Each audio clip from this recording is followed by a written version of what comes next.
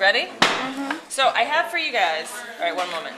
So painting ones, can you guys whisper for me so that I can talk to these guys? I have for you your own color palette. And I put a little sign on there that says these are oil paints, which means they don't wash off easily and they're not yours.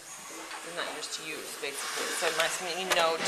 I am going to leave out, I don't know, I'm deciding if I'm going to take burnt sienna away. But you have your same ultramarine, cerulean blue, alizarin crimson, cadmium red medium, cadmium yellow light, yellow ochre, Naples yellow, titanium white. I don't know. These are sort of like cheater colors in my opinion, cadmium yellow medium and viridian green, but sometimes they're nice to have. So I'll put those out for you. They're going to be on top of the file cabinet over there with your own signs. The safflower oil will be there. And then, having mixed up your family of colors yesterday, I feel like we're ready to go. So, I did also, did you guys make a black and white copy of yours? Just to look at value? You can still see it on the actual color. But one thing I just wanted to point out is, I want to start with one more. Guys, I really need you to keep your voices down, please. Thank you, appreciate it.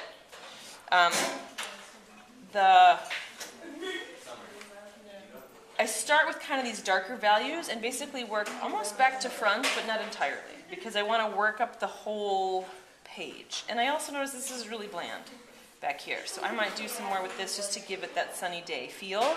And you know, there's always that little bit of artist license. Oh, maybe I'll be inspired by this blue. To still make it your own piece. So, no, I am going to start with that blue. So I'm going to make that blue, any suggestions?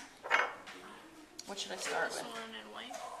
I could, but would it fit with my color family? Remember, I want everything to relate. So this actually looks pretty close to this like grayish color I have. So I'm going to start with a little bit of that. And this is, again, the beauty of the oil paints. Get a little bit of safflower oil on there. But I do want blue. I've been using this blue, so I'm going to go to my ultramarine because that's the one I've been relying on. Obviously I need white, and that's probably too much ultramarine. I'm going to mix it over here because this is where I kind of have my darker colors already, and I'm noticing this one might be nice because it's going to give it just a little bit of a different tone. And then, you see this here? Yeah. Yeah? Okay. Thank you. And kind of take a look, does it go with these other colors? And again, I'm making it up, right? That's really dark compared to that. So, I need some more white. Some more titanium white on my palette. Because I want to add some color, but I don't want it to be like weirdly blue because that's not how the rest of the painting is. So, I might start with something like that. So, it's a little blue. And I might get on there and decide it's too bright and need to adjust it. We'll see. Get some more titanium white in there. There we go. There. Now, I want to use the largest brush possible for that area. I like the filbert for this because it's got this nice round curve. Flat brushes work well too for that. Get a little bit of oil on there, clean it off. Because I want it to spread, but not a ton. So, and one thing that I've noticed, I still want it to cover, is what I meant. So I want it to cover the area. Wow. The white tends to be stickier. So, there we go. I did not mix up enough paint. And my brush is pretty dry, so it's soaking up a lot of the paint. So it looks like it'll go with most of this. I'm also going to look in here and see are there other places where I can use that color because I want to make sure it's a part of it. Now, I'm going to go across the line. That's why I wasn't so careful when I mapped out the picture. And I'm also not so careful of getting the color. I'm going to blend it, so it doesn't matter to me if it changes a little bit. Skies are never all perfectly one color. So I'm okay if my color changes a little bit in the sky. And I want to come over because trees are not like opaque completely at the edge. So it's okay to come over that edge. I still want my paint to be opaque, but I want to be able to make the trees get loose. And because it's my sky, I am going to use some like broader brush strokes.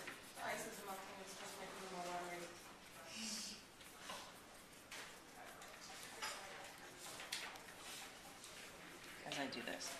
Now, I chose the Van Gogh paints because they're a nice student grade. They work really well. And I don't know, they're probably actually a little better than a student grade, I'm not sure.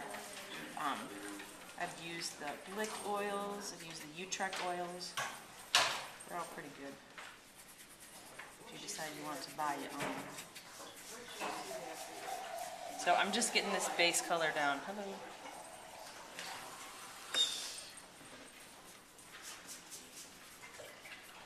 In the back. Now, I mentioned working it up as a whole. I also end up usually putting my lighter colors later, but I might, just to kind of remember to keep this balanced. I might look at this and say, you know, down here, there's a little bit of this lighter value, and I want to keep that in mind. So, right in here, let's see, this is the top of that. I'm going to put some of this in here, because it's almost like there's a blue flower behind it. So I'm going to put a little bit of this color in, and this is like a background color. It's like a base painting, so I'm not careful with it. I'm not like outlining anything, but this is this section of flowers right here. And again, this is one of the things I like about landscape. I don't care right now if it's perfect. I'm going to kind of build up layers.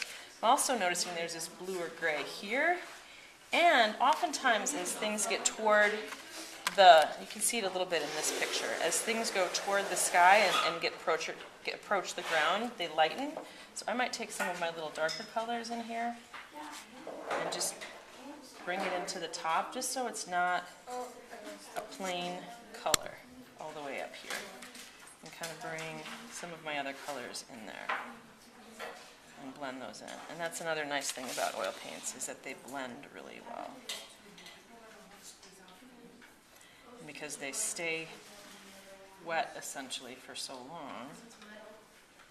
I can look back at that later and go, yeah, maybe I'm going to switch that. All right, so now that I get the sky in, I'm going to start to build on top of this. And I like to go, as I mentioned, darker, and then, because these darker things are in the shadows, I'm going to put those in back. So for right now, because I don't have like a real thing, I'm just going to add a little oil to this and let it sit so it's easier to clean later. I'm going to use my flat and start with this like deep dark green that I've got for these shadows in here. And these are in here. And I'm going to put those, this kind of comes up here. And it looks like this light one is about here. So I'll add that. This gets pretty dark along here. And there's light coming in front of it, but I'm not going to leave the space. I'm going to cover it. There. This is here, just so I look at my proportions. This is starting to come up. Need a little more safflower oil or linseed oil. Either works. And this comes up to this edge. There we go. And I'm making my brush strokes kind of lift up. I don't really see them, so it doesn't matter. But I like to think of like the leaves lifting up. Now, back here, behind the barn, there's, over here, there's a ton of dark. Wow, that goes all the way to the edge and I didn't. What do you know? I drew too quickly. So we'll make the dark come down around here then too.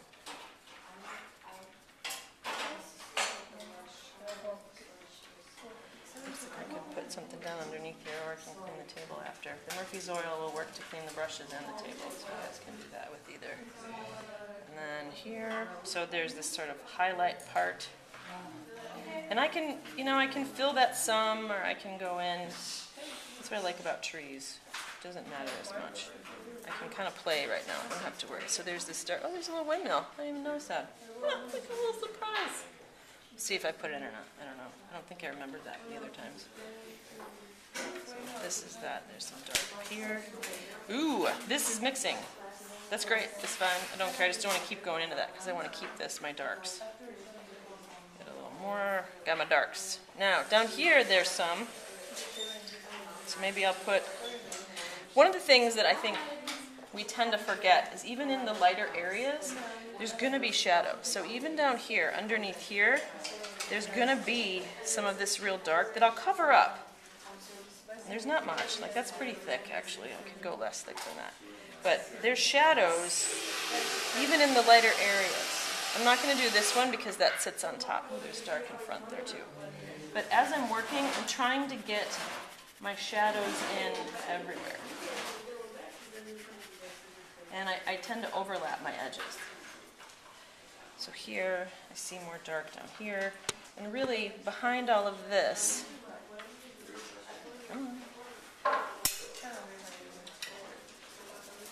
behind all of this, there's going to be dark because it's not just light. There's a variation in there. So I'm going to start to put some of those values in there, too. And remember, I also did a little bit of red, didn't I? Because I wanted it to get my darkest dark. So now, to get that in there, maybe I'll come in here.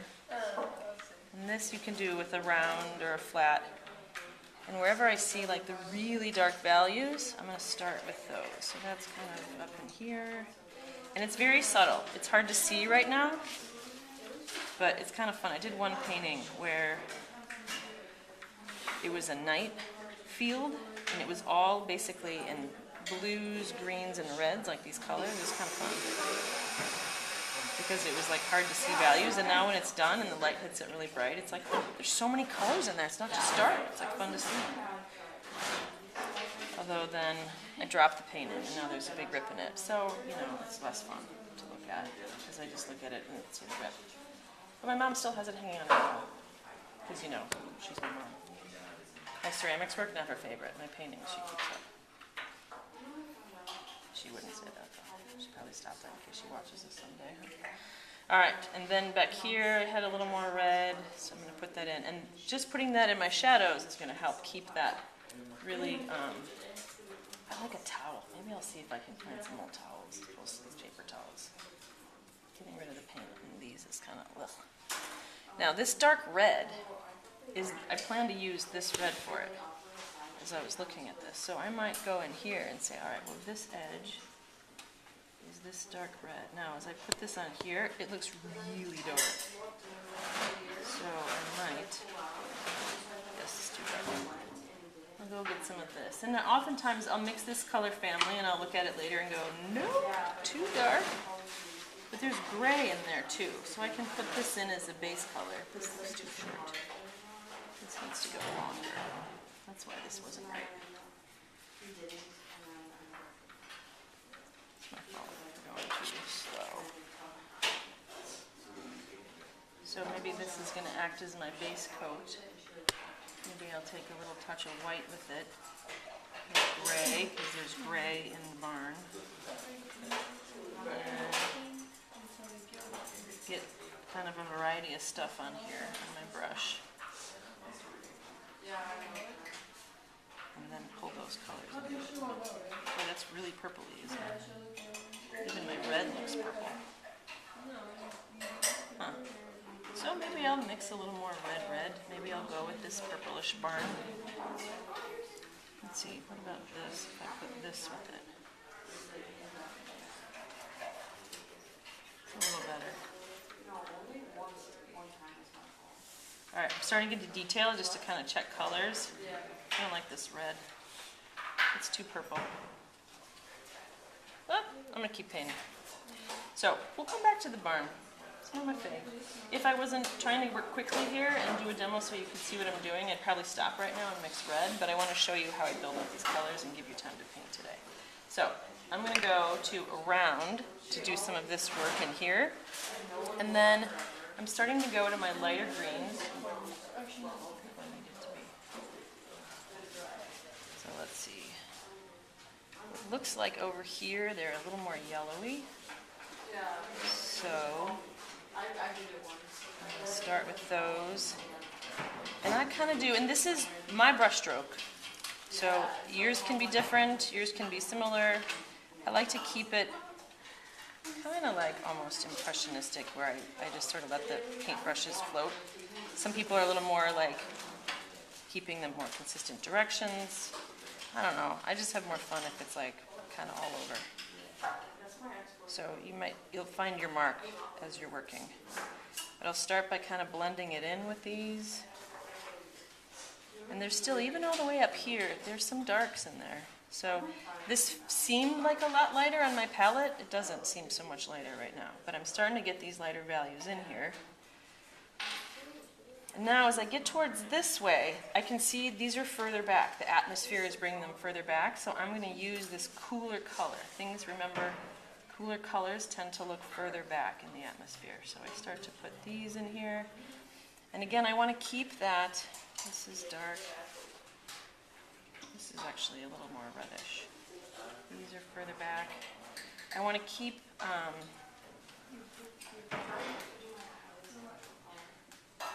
whatever color I use, I'm going to repeat multiple places because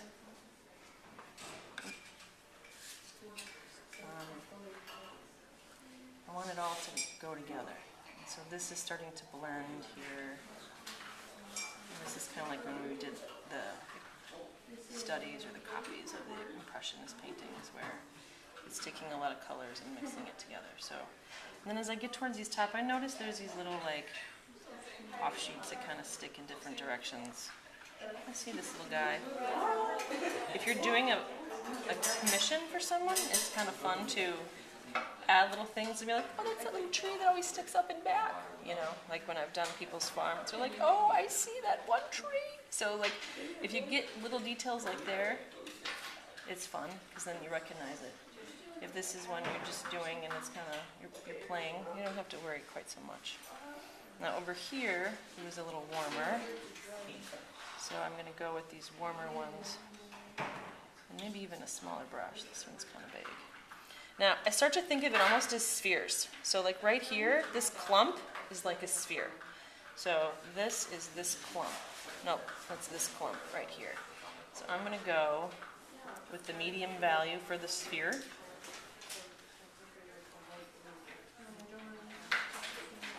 this forward a little so I can get my paints a little closer.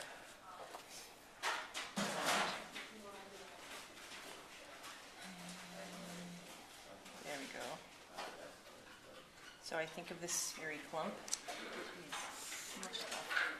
Because you're going to need room to spread out. I'm going to go this guy for a little bit. My next smaller brush. A little oil on it so it blends. What about this one? Is this too yellowy? This is pretty yellowy. Too much yellow. So I'm going to take this and mix them together. Is it light enough then? This is like this yellow over here. So maybe I'll do this sphery guy over here. Too much paint. So I see him. He kind of comes in. Too much paint. Let's get some dark in there.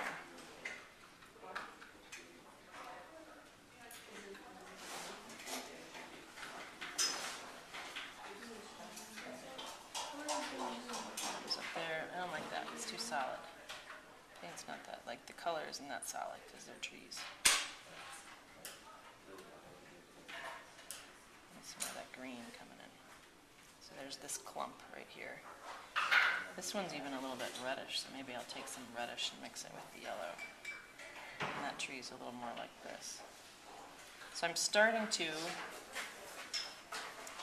actually build masses of trees as they come in. And again, I want to remember the rest of it, but there's a point where I need to kind of concentrate on these trees.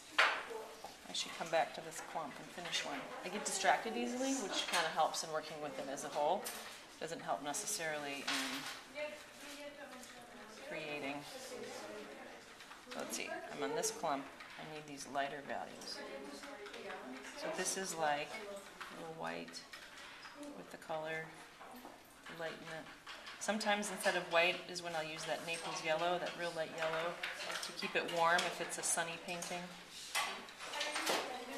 It's going to be too much. Let's get some off there. See how I did. So here, I want these marks to point up, so I get the idea of this being part of the tree coming up. And then there's like a clump that sticks out down here, and a clump that sticks up here. And these go here. Now I need a little bit more.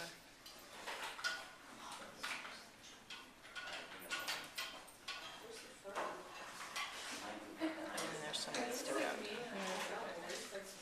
Don't worry, I won't do too much more.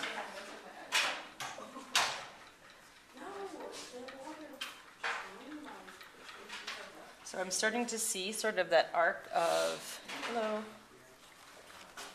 what do you need? Thank you. Oh, right now? Okay, so another second.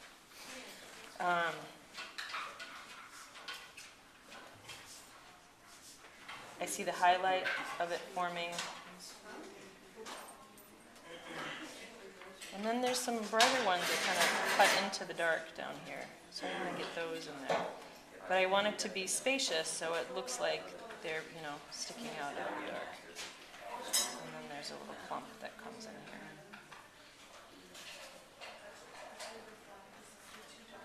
So I know it looks kind of random, but I'm actually really looking at this to see where things are coming up and coming down. And I may end up cleaning my brush at some point and saying, you know what, I need to get some of these shadows back in here so that it doesn't look too much like it's just light, because there's always going to be a variation within the thing. And this is why I said bushes and trees are easier than rocks, because you just kind of go back on top and put things in. So you can start to see this almost like this spherical look to create that one, or this spherical look to see this one. And then here, because of the white, it's a little bit harder, or the sky, but then that can also just act to be my highlight in there too. So I just have to work harder to get the dark behind there. I'm using a little of the blue and a little of the reddish green that I mixed to push it behind. And then I'll use a touch of my light yellowish green to get these little top little edges. And let them sort of space out. So then there's a tree sitting behind there. I need the dark underneath to push it back, and the light to kind of let it lift. So I have the trees. I'll start to keep going on the houses and things, and then I can, down here I would do something similar where I would build up these darks, get some of these in, maybe let it sit for a little bit, and then start to get the real yellows, my bright yellows and things that are in there. Kind of work my way down here. So I'm not drawing like individual flowers, I'm really drawing more of a texture. So this one, yeah. And I like to do those toward the end and leave a little bit of paint on there so that they kind of build up that way. I have my purple, which now actually should look a little more purple. Still looks great.